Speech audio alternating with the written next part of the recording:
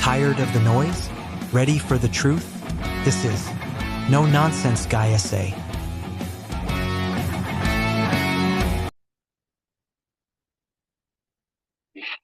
Welcome back to the No Nonsense Guy SA. If you're here, you already know the drill. We don't do fluff, we don't do narratives, and we certainly don't parrot the garbage that the mainstream media is peddling. The mainstream media, but that's another story. They want you focused on the political soap opera, while the real issues, the issues that really affect your wallet, your safety, the future of this country, the future of the world, are swept under the rug. So today we're pulling back that rug. We have three massive stories here in South Africa that the mainstream media is actively ignoring. And then we're going global to expose the truth about the situation in Iran, a truth so explosive it could change the geopolitical landscape overnight. And it all has to do with good and evil. So if you like that, stick around. So let's start at home. The rod is deep, folks. It's not just incompetence. It's a deliberate attempt to silence the truth. Firstly, the NLC corruption and the gag order. You hear about corruption every single day, but this one is special. Independent journalists at Ground Up uncovered a massive 28 million rand scandal involving the National Lotteries Commission and a company called Pro Ethics. Isn't that just ironic? Think about that. An ethics company paid millions in public funds is now trying to use the courts to gag the media from reporting on their dodgy dealings. This isn't just corruption. This is deep state trying to silence the few brave voices that are left. They want to operate in the dark, and they're using your tax money to do it. Second, the urban water collapse. Stop blaming the weather. It's got nothing to do with the weather. The mainstream media loves to talk about drought.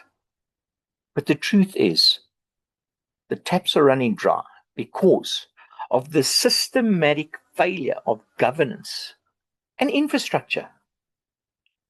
You want to govern, just do it right. It's not difficult. We're seeing a dramatic rise in water-related violence, not because of a lack of rain, but because of corruption and the misuse of funds meant to maintain the pipes and the pumps. This is a crisis of competence, my peeps. And it's leading to localized conflicts that the government is desperate for us to keep quiet. Third, we've got the G20 women's shutdown. You heard correctly. This is a story about citizens taking back control. While the politicians were busy with their G20 photo ops, over 1 million South Africans signed a petition to force the government to declare gender-based violence a national disaster.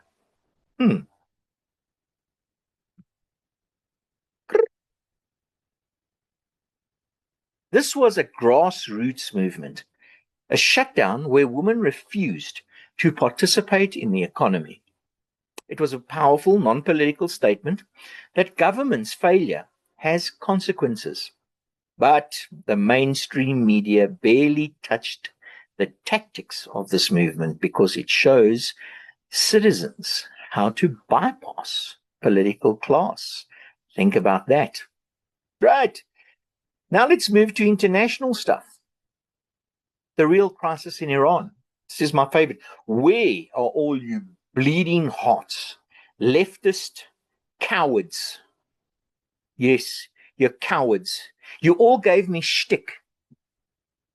But now, when we talk about Gaza and anything to do with Palestinians, there's no such thing as a Palestinian, by the way. Well, there is, but they're Jews. Where are you now on the absolute atrocities that are taking place in Iran? The situation in Iran is not a protest, guys. It's actually a national revolution, and the stakes couldn't be higher.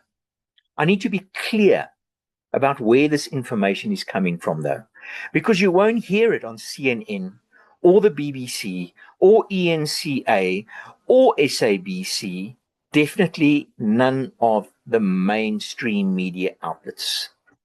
And by the way, the Daily Maverick is mainstream media.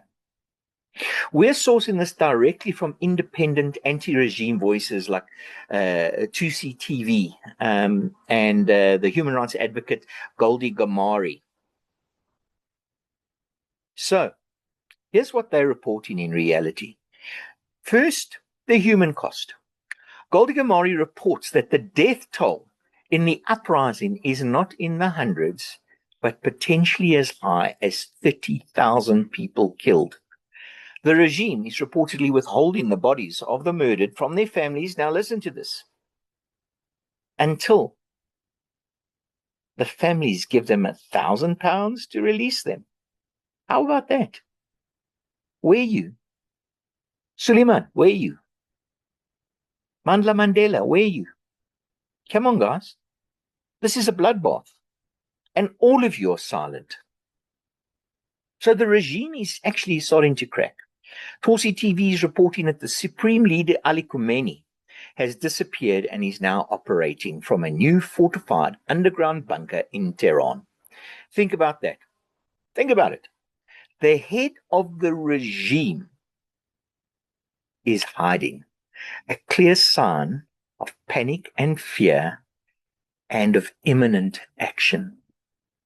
I wonder if Cyril's got a bunker deep in. No, it can't be in Johannesburg, because remember when he saw the decay in Johannesburg, he was like, where did this come from? So yeah, can't be him. Third, the military escalation is real. Tousi TV also reports that the IRGC is on high alert, receiving assistance from China to prepare for a potential conflict. Remember China? Our big Chinas that we run the war games with in the sea? Oh, that's right. We did it with Iran as well. Meanwhile, the USS Abraham Lincoln has arrived in the region, and the US military is reportedly operating within a 24-hour window for potential strikes. This is not a drill.